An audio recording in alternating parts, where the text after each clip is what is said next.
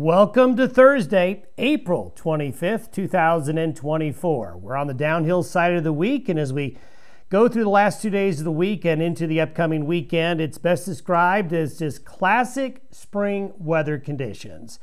Spring conditions will be found throughout the Intermountain West and the Western High Plains with varying amounts depending on where you are. But overall, just about everybody's going to have some unsettled weather. Do expect temperatures in most areas to remain quite mild today, kind of like what we had on Wednesday with temperatures in the 60s and 70s in many areas.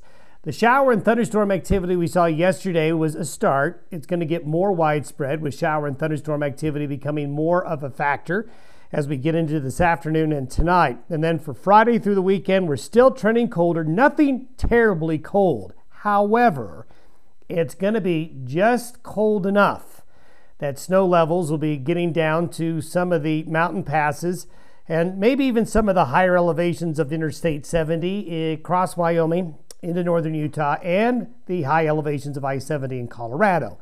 So if you're headed over a mountain pass or those higher elevation interstates, just keep that in mind. Now temperatures will rebound quite nicely early to mid next week with the heat. Will be some late day showers and thunderstorms, and then late next week and next weekend, as this pattern repeats itself, it'll be late next week and next weekend when it cools off again, just like kind of what's happening right now.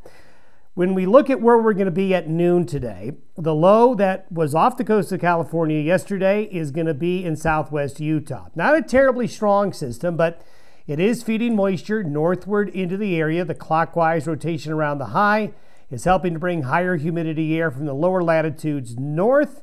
This pocket of colder air loft is approaching, and that's going to set the stage for showers and thunderstorms. And as I'll show you here in a moment, we may have some severe weather out on the plains as the interaction between the moisture, the warmth, the colder air loft, and the strong winds aloft coming through here right there is a setup, known setup to break out some severe weather.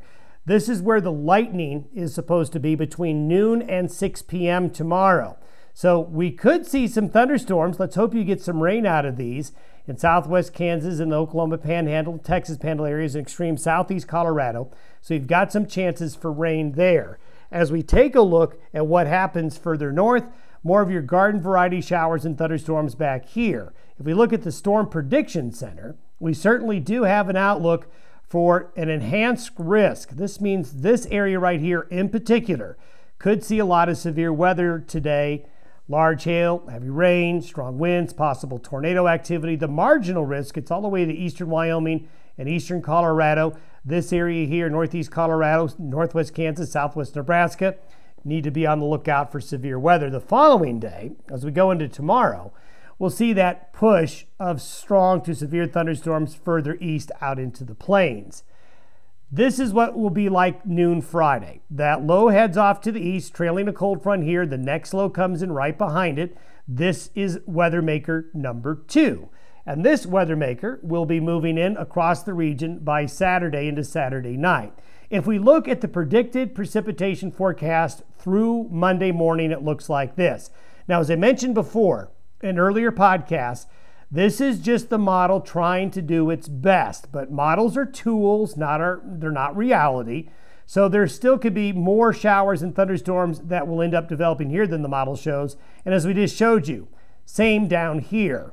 So the representation of who gets the best precipitation chances is not always represented perfectly with the models. But what the models probably do have right is this axis of heavier moisture right here.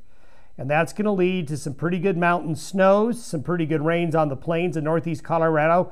Look at Nebraska and South Dakota as well, a large part of Wyoming. And with those lower elevations, we could see some snow up here, not much. But I just want to highlight, you can see it's the higher mountains that get into the snowfall. Most of this comes late Friday, Friday night, Saturday into Sunday.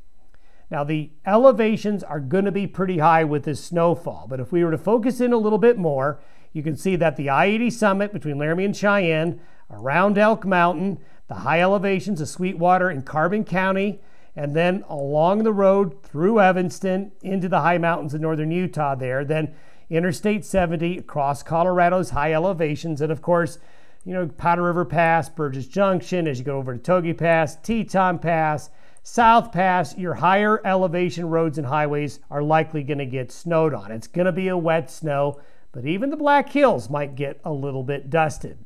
But mainly rain on the plains. This is what it looks like by noon Saturday with that next storm system. Then further out, by Monday, that low heads up into the northern Great Lakes region, up into south central Canada. A westerly flow commences. You know what that means? Westerly Pacific flow is a downsloping Chinook wind. This will pump in warmer Pacific air, so temperatures will warm up quickly.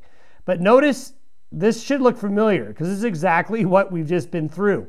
Another series of low pressure systems in British Columbia and the Gulf of Alaska. So results are going to be similar.